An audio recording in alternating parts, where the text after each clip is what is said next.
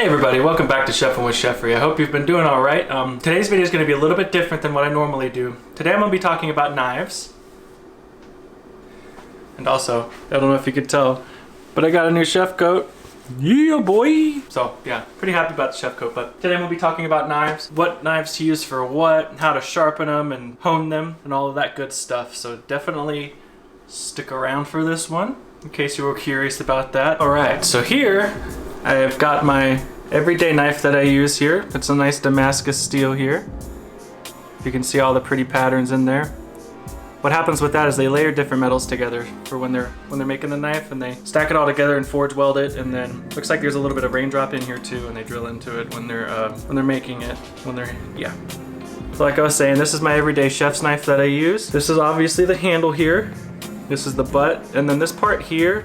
Let me grab another knife too. One that has a better one that you can see. So here's my meat cleaver. See, this is called the tang here, this metal piece that goes through it's right here. That's just the handle of the knife, really. It's just a continuation from the spine of the blade into the handle to where it's all one solid piece.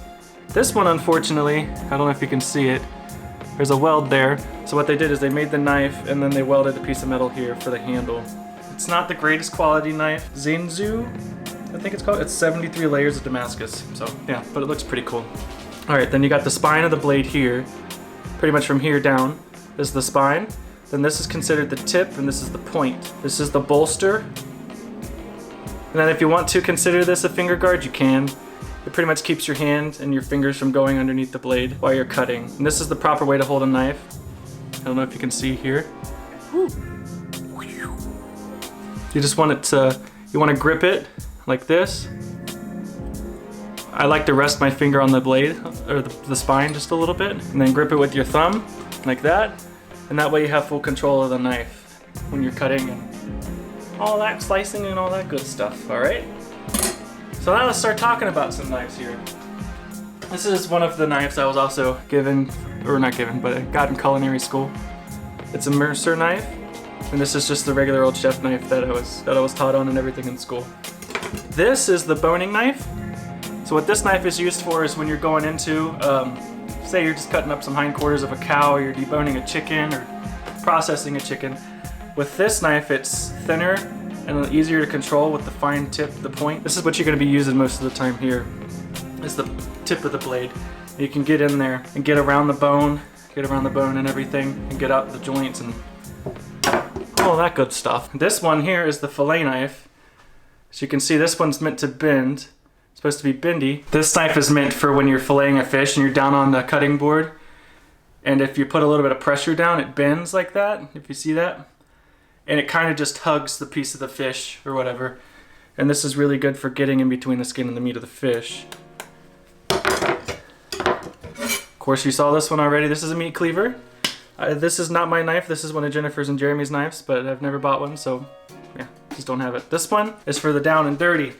If you're breaking down a cow or chickens or anything and you need to get through some bone, this is made to chop because it's a lot thicker. You can also use your chef's knives for that, but I do not recommend that because they're not made for that. So I would definitely get a meat cleaver. That way you can really cut through and break those bones as you need to. This is another one for my knife kit I got from school. This is a slicer. And it's also high carbon steel along with all the other knives except for this one, I believe. This one's high carbon steel. With that note, high carbon steel, after you wash it, you need to dry it because the high carbon steel is likely to rust. You don't want rusty knives, which has happened in a few spots on one of my knives. I can't remember which one, but it's happened. But this knife is used for slicing. Say you're on like a buffet or something, or you just need to cut a beef tenderloin or something. This knife is long, it's made for good slicing action and longer strokes, so you can slice through in one clean slice instead of sawing back and forth, you know, with a smaller knife. This one's meant to just go through it in one cut, nice and steady and easy. Of course, this isn't one of my knives, but this is, oh, you see, this is the one with the rust on it, but this is the bread knife. These are also really good for slicing tomatoes or anything that are kind of squishy. Because of the serrated edge on it, it grabs into it and you don't have to squish it if your blade's not sharp enough. And this will just go right through it really nicely. And then all I have left over here is my, yeah, these bad boys. These things are sharp. But this is also if you're like in a buffet and you're cutting meat, but I don't really recommend that because you'll lose all your juices in the beef and the meat and everything, and it's just not a good thing, if you know what I'm saying. Now let's get to these. I do not have a sharpening stone. Oh, sorry, I'm close. I do not have a sharpening stone, so I use these. This is what you call a honer. If you use your blade a lot, it gets kind of wavy if it cuts through things and hits the cutting board or hits the counter by accident. This will bring the blade back in alignment if you do it at the correct angles. And this one I've got here, let me flip it. This is stage 2. Let's do stage 1. It's a 20-degree angle. And then this one is a 15-degree angle. Speaking of knife angles, most European and American made knives have an angle of about 20 degrees. So this is what this is for, pretty much. The stage 1 is a 20-degree angle. So when you put your knife on here, it's already gonna have you at the right angle to hone your knife, which is cool. But if you have an Asian made or, just an Asian made knife, they're usually about 15 degrees. It's just a little bit less of an angle. All right, so this here is a diamond knife sharpener. What it is it's this really fine diamond that's broken up and put onto this metal. It sounds expensive, but it's really not. I got mine on Amazon. Oops, goodness, I'm all tangled up here. Oops. I'll show it to you here. I got mine on Amazon, and it's $14.99, and it's 10 inches long, so yeah. What this does is this actually sharpens the metal. You can also buy one of those stones with the grits. You start off with the lower grit and start sharpening it, but with that, you gotta make sure your angle's right. And what I was taught is you need to take it and run it at the angle, but bring the knife all the way down and then repeat the same amount of strokes on the other side. And then progressively work your way up on the higher grit, which will make it finer and sharper. Hopefully this has been informative so far. I feel like I'm a bit all over the place, but yeah, I'm used to cooking, so this isn't cooking, so I feel a little bit out of my element. So now what I'm gonna do is I'm gonna show you how to sharpen a knife. This is personal preference for me. Most people take their knives like this and then sharpen it like that really fast, but that makes me nervous because what if you miss? Look what's right in the path of that. Cut your hand wide open with that. I like to do it this way. I put a towel down like this, and then I work like this. Keep my arm out of the way and go just like that. So like I said earlier, you're gonna wanna keep it at about a 20-degree angle. So if this is 90, half of that is 45, half of that's gonna be about 22 and a half, so you just wanna come just a little bit more than that. And then just work it down like that. Just try and keep that angle the same, just try and keep the same angle every single time.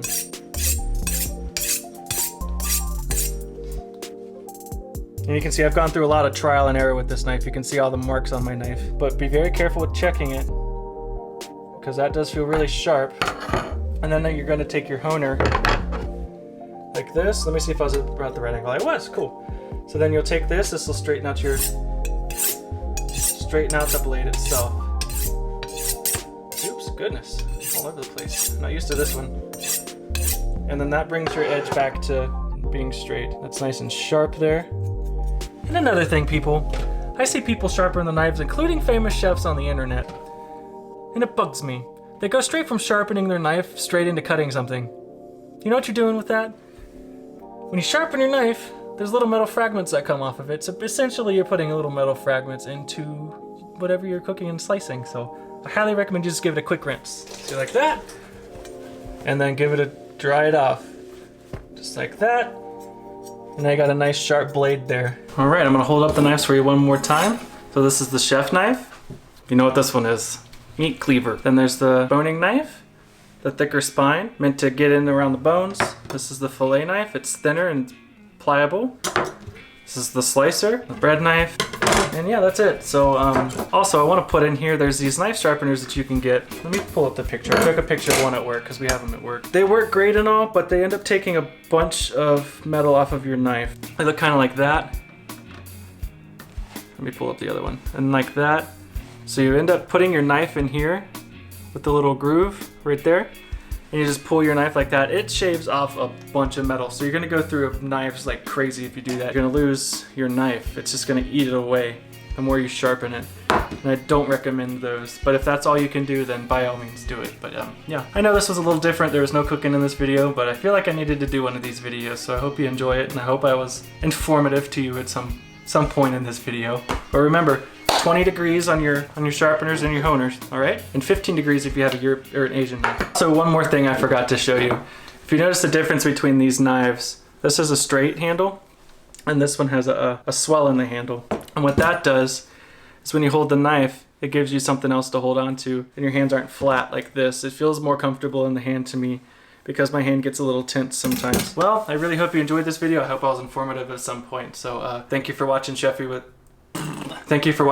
Chefry again, and I really appreciate all the views and subscribes that I've been getting from you. Keep it going, please. Find me on Instagram, Twitter, Facebook, Discord. I think that's it. I have all of the links in my link tree if you go to any of my other social sites, or I have it I think on my I have a Twitch now. I'm gonna start live streaming on Twitch maybe once a week, maybe once every 2 weeks. I want to use that platform to really get to know you, because we can do question and answer, and I can cook something simple while I'm cooking. I can answer your questions and just really get to know you guys more. This is good and all, but it would be really cool just to, you can just type me questions and I can look at the computer while I have it up and answer all your questions as they come in, or try to anyways. But I think it could be really cool, get to know you. We can have a beer together. We can try and cook something together that way. I think it could be really cool. So definitely watch out. I'm doing one tonight, my first one. We'll see how that goes. But once again, thank you for watching. Please subscribe. Thank you. Appreciate you. Yeah, have a good one.